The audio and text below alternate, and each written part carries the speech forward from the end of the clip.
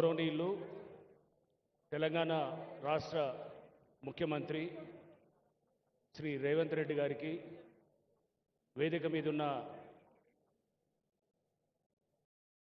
గౌరవనీయ మంత్రులకి, మేయర్ గారికి, స్థానిక శాసనసభ్యులకు శ్రీ వెంకటేష్ గారికి, పెద్దలు హనుమంతరావు గారికి, ఇతర ప్రజాప్రతినిధులు, విచ్చేసిన ఆహ్వానితులు, మరీ ముఖ్యంగా ఈరోజు ఇక్కడ ఈ బతుకమ్మ సమరాల్లో పాల్గొనడానికి వచ్చినటువంటి మహిళా మనులందరికీ కూడా నా నమస్కారాలు.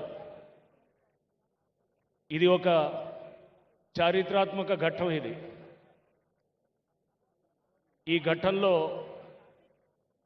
ఒక అధికారిగా నేను పాల్గొనటం అనేది ఇది బహుశా ఒక అదృష్టంగా భావిస్తున్నాము. నాతో పాటు మా హైడ్రా సిబ్బంది అందరూ కూడా దీన్ని ఒక అద్భుతమైన ఘట్టంగా మేము భావిస్తూ మేమందరం కూడా ఇటువంటి దీంట్లో మాకు ఒక పాత్ర ఇచ్చి హైడ్రా అనే ఒక సంస్థని క్రియేట్ చేసినటువంటి పెద్దలు ముఖ్యమంత్రి గారికి సభాముఖంగా వారికి మేము ధన్యవాదాలు తెలుపుకుంటున్నాం. సార్, ఇది ఒక 6 నెలల క్రితం ఇది చూస్తే కనుక ఇక్కడ అంతా డంపింగ్ యార్డ్ చెత్తతో నిండిపోయింది. ఇక్కడికి రావాలంటే మాస్క్ పెట్టుకొని రావాలి. మొత్తం ఎట్లా అంటే ఇక్కడ కంప చెట్లు ఉన్నాయి. ఇప్పుడు కూడా మనం గూగుల్ ఇమేజ్ చూస్తే కనుక కంప చెట్లే కనపడతాయి. ఆ పాత ఇమేజ్ చూపిస్తుంటుంది. కంప చెట్లతోటి ఇక్కడ ఖాళీ బీరు సీసాలు, మొత్తం చెత్త ఇదంతా చూస్తే కనుక ఈ చుట్టుపక్కల వాళ్ళందరూ ఖాళీ చేసి పోయేటటువంటి పరిస్థితి అన్నాడు.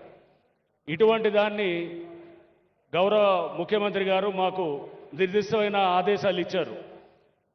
పోయిన సంవత్సరం అక్టోబర్లో పెద్దలు హనుమంతరావు గారు వచ్చి మాకు ఒక రిప్రజెంటేషన్ ఇచ్చారు. ఈ బతుకమ్మ కుంట అనేది ఇలా ఉంది, దీన్ని ఎలా అయినా కానీ దీనికి పునరుజ్జీవం పోయాలని చెప్పేసి.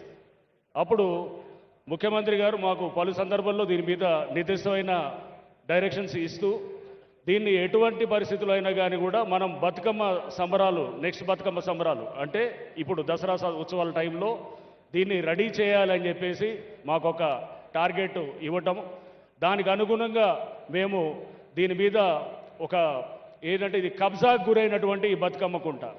ఇది నార్మల్ చెరువు పునరుజ్జీవం కాదు. ఇది ఒక నిర్వీర్యం అయిపోయి మాయమైపోయిన ఒక దీన్ని చెరువుగా తయారు చేసింది. దీంట్లో ఉన్నట్టు అంటే వేరే చెరువులు మనం తయారు చేస్తాం, అది 10 ఎకరాలు ఉంటే 5 ఎకరాల చెరువు ఉంటుంది, ఇంకొక 5 ఎకరాలు. ఇక్కడ అసలు చెరువే లేదు, చెత్తతో నిండుబడినటువంటి ప్రాంతాన్ని దీన్ని మేము మళ్ళీ ఇప్పుడు చూస్తున్నారు. ఈ ప్రాంతం ఇప్పుడు దాదాపు 5 ఎకరాల చెరువు ఇది ఉంది. బట్ దీంట్లో మనం చూస్తే కనుక 14 ఎకరాలు యాక్చువల్గా ఉండాల్సిన చెరువు. మనం పాత రెవెన్యూ మ్యాప్స్ చూసినా, సర్వే ఆఫ్ ఇండియా మ్యాప్స్ చూసినా, ఎక్కడ చూసినా ఇది చెరువు అని కనబడుతుంటుంది. 1980కి ముందు ఉన్న ఫోటోలు చాలామంది ఇచ్చినారు సార్ మాకు. వాళ్ళందరూ ఫోటోల్లో ఇక్కడ బతుకమ్మ ఆడుతున్నట్టు వాళ్ళ ఫోటోలు కూడా మాకు ఇచ్చినారు. అంటే ఇక్కడ చెరువు ఉన్నది అనేది ఇది మనకు అది నిజం అన్నమాట. దీన్ని మేము ఈ చేసేటప్పుడు ఒక అడుగు తవ్వంగానే, అంటే ఏప్రిల్లో మొదలెట్టాము ఈ చెరువు పునరుజ్జీవం కార్యక్రమం చేయడం అనేది. ఒక అడుగు తవ్వంగానే నీళ్లు ఇట్లా బయటికి వచ్చేస్తుండే అనమాట. అప్పుడు అక్కడ ఎవరైతే ఈ కబ్జా చేసినారో వాళ్ళంతా ఇది పైప్ లైన్ బర్స్ట్ అయింది, ఇక్కడ ఏదో కింద డ్రైనేజ్ పైప్ లైన్ పగిలి ఇదంతా అయిందని చెప్పి మా మీద పలు అబాండాలు చేసినారు. దీన్ని ఒక సుదీర్ఘమైన న్యాయ పోరాటంలో కూడా మా లీగల్ టీము హైదరాబాద్ మన హైకోర్టులో, తెలంగాణ హైకోర్టులో ఉన్నటువంటి మన లీగల్ టీం అందరూ కూడా మాకు ఎంతో సహకరించి ఇక్కడ జిహెచ్ఎంసీ, రెవెన్యూ, హెచ్ఎండిఏ అందరు డిపార్ట్మెంట్స్ కూడా ఒక సమన్వయంతో దీన్ని మళ్ళా మనం ఈ షేపుకి తీసుకొచ్చాం. ఇక్కడ ఆల్రెడీ ఈ ప్రాంతంలో ఇందాక మహిళలు చెప్తున్నారు సార్, 25,000 రేటు పెరిగిందని అంటున్నారు. అంటే రియల్ ఎస్టేట్ వీళ్ళు పక్కన ఉండే అపార్ట్మెంట్స్ అందరిది కూడా 25,000 గజానికి ఇది పెరిగిందని చెప్పేసి. అంటే ఈ చుట్టుపక్కల ఉన్న వాళ్ళకి, అంటే మేము రియల్ ఎస్టేట్ గురించి మాట్లాడలేదు, ఆహ్లాదకరమైనటువంటిది. అంటే ఒక బతికేదానికి మనకి ఒక బెంచ్ కారు ఉండొచ్చు, లేకపోతే 20 కోట్ల విల్లా కొనుక్కోవచ్చు, కానీ బయటకు వస్తే బురదలో తిరిగేదానికి అది జీవితం కాదు. అది క్వాలిటీ ఆఫ్ లైఫ్ అందించడానికి గౌరవ ముఖ్యమంత్రి గారు తీసుకొచ్చిన ఒక సంస్థ హైడ్రా. ఈ హైడ్రా ఇప్పటికీ మీ అందరికీ తెలుసు, దాదాపు మోర్ దెన్ 900 ఎకరాలు 50,000 కోట్ల ఆస్తుల్ని కాపాడుతూ, దాంట్లో ఇది ఒక శాంపుల్ అన్నమాట. ఈ బతుకమ్మ కుంట అనేది కూడా ఒక శాంపుల్ మట్టుకే, ఇది ఆరంభం మట్టుకే. ఇట్లాంటి ఎన్నో కుంటలు బయటకు తీస్తాం, హైడ్రా బయటకు తీస్తుంది.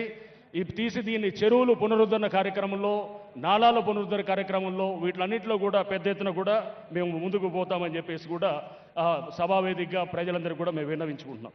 అట్లానే అసలు ముఖ్యంగా మనం చూస్తే కనుక అభివృద్ధి కన్నా సుస్థిరమైన అభివృద్ధి, సస్టైనబుల్ డెవలప్మెంట్ వైపు వెళ్ళాలి. అంటే రేపటి తరాలకి, భవిష్యత్ తరాల కోసం అని చెప్పేసి ప్రజెంట్ తరాలు అందరం కూడా భవిష్యత్ తరాలది కాంప్రమైజ్ చేయకుండా ఆ అభివృద్ధి వైపు తీసుకెళ్తే అదే సుస్థిరమైన నిజమైన అభివృద్ధి.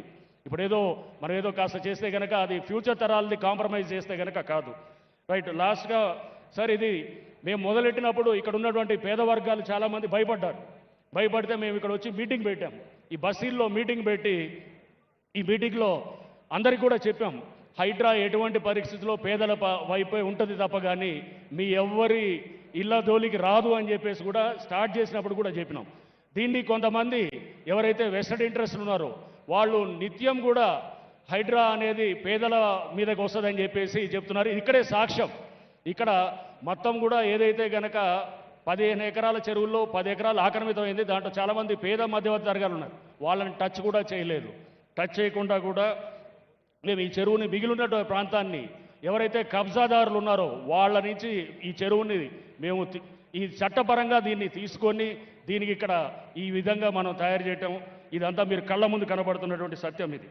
సార్, అట్లానే మేము మా మీద